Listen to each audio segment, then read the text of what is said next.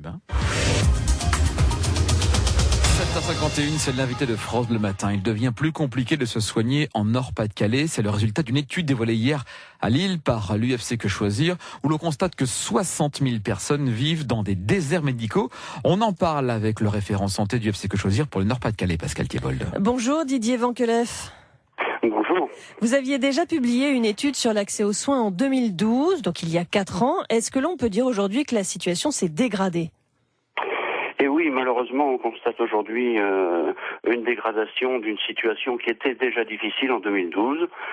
Et les différentes mesures qui ont été prises depuis, on ne peut malheureusement que constater leur inefficacité. Donc, à quoi c'est dû ? C'est juste la pyramide des âges qui fait que beaucoup de généralistes et de spécialistes prennent leur retraite aujourd'hui ? Alors, il y a plusieurs facteurs.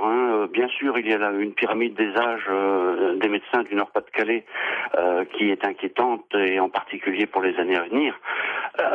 Aujourd'hui, un médecin sur 5 en Nord-Pas-de-Calais a plus de 60 ans. Ça veut dire qu'il va arrêter son activité dans les quelques années qui viennent.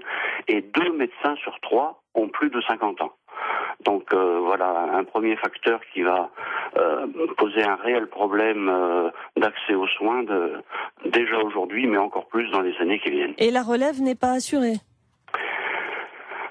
Alors le nombre de médecins qui s'inscrivent à l'ordre des médecins chaque année est assez constant, mais on constate aussi de la part de ces médecins une volonté de s'inscrire plutôt dans une médecine, on va dire, plus d'État, c'est-à-dire ils souhaitent commencer à travailler dans des structures toutes faites, genre conseil général, agence régionale de santé, etc. Oui, donc pas Et avoir des horaires, libéral. pas avoir des horaires à rallonge, Voilà. une clientèle très très importante, et donc effectivement peut-être pas une vie personnelle facile.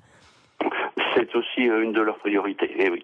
Vous parlez de fractures sanitaires, ça veut dire qu'il y a aussi sur notre territoire, dans le Nord-Pas-de-Calais, des inégalités territoriales cette fois.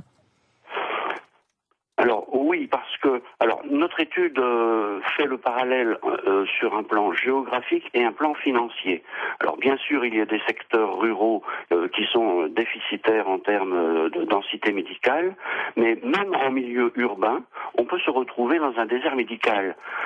Si le médecin qui habite à 100 mètres de chez vous pratique des dépassements d'honoraires et que vous n'avez pas les moyens financiers de prendre en charge ces dépassements d'honoraires, vous vous retrouvez, malgré la proximité géographique de ce médecin, dans un désert médical. France Bleu Matin, vous êtes sur France Bleu Nord, il est 7h54. C'est l'invité de France Bleu Nord. Nous recevons Didier Vankelef. Il est référent santé du UFC Que Choisir pour le Nord-Pas-de-Calais. Ces dépassements d'honoraires que vous évoquez, ils se généralisent aujourd'hui ?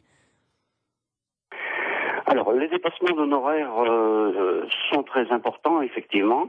Alors, beaucoup moins pour ce qui concerne les médecins généralistes. Au niveau de la région, nous sommes de ce côté-là relativement favorisés. La grande majorité des médecins généralistes exercent en secteur 1, c'est-à-dire appliquent le tarif de la sécurité sociale. Par contre, la situation est complètement différente pour les spécialistes. Et par rapport aux 3 spécialités que nous avons étudiées, la gynécologie, la pédiatrie et l'ophtalmologie, la situation là est beaucoup plus compliquée parce que nous avons une majorité de ces spécialistes qui pratiquent des dépassements d'honoraires et bien sûr cela réduit l'accès aux soins pour une grosse partie de la population. Alors, on a fait le constat. Qu'est-ce que vous recommandez, vous, pour remédier à cette situation ? Alors, à l'UFC Que Choisir, nous disons stop aux mesures qui ont été prises ces dernières années et qui ont malheureusement prouvé leur inefficacité. Aujourd'hui, l'UFC Que Choisir réclame la fermeture du secteur 2, c'est-à-dire le conventionnement des médecins qui ont la possibilité de pratiquer des dépassements d'honoraires. Le contrat d'accès aux soins qui a été créé il y a maintenant 2 ans n'aura sa véritable efficacité qu'avec la fermeture de ce secteur 2. Donc ça, c'est une première demande. Notre deuxième demande, c'est le conventionnement sélectif. On ne peut plus admettre aujourd'hui que des médecins s'installent en secteur 2 avec des passements d'honoraires dans des zones qui sont déjà surdotées. Donc l'UFC Que Choisir demande que les nouvelles installations dans ces zones déjà très favorisés ne puisse se faire qu'en secteur 1, c'est-à-dire en appliquant le tarif de la sécurité sociale. Vous allez remettre vos recommandations à qui ? Alors, toutes ces recommandations vont être remises aussi bien au plan national qu'au plan régional à l'ensemble des parlementaires. Et bien sûr, nous menons actuellement une grosse campagne d'information pour faire partager nos observations et les conclusions de notre étude.